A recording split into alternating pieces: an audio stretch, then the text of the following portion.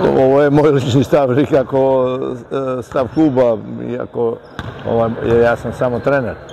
Pa mislim da svaka novina donese nešto novo. Evo, Dubaj je ne samo u ABA ligi, nego i u Euroligi izazvao raznorazne reakcije, tako vidite i kod nas.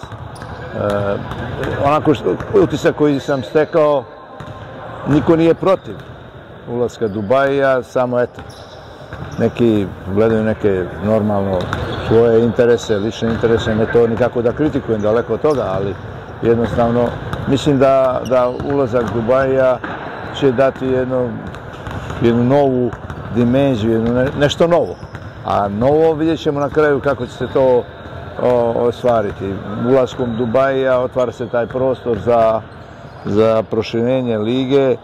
Ja razumijem ove ekipe koje igraju Euroligu da povećava broj utakmica, ali sigurno će napraviti ABA ligu mnogo zanimljivijom za ovaj region ovdje. Tako da ja gledam u tome zaista pozitivne stvari. Tako da imam jedno vrlo pozitivno mišljenje o svemu ovom što slijedi.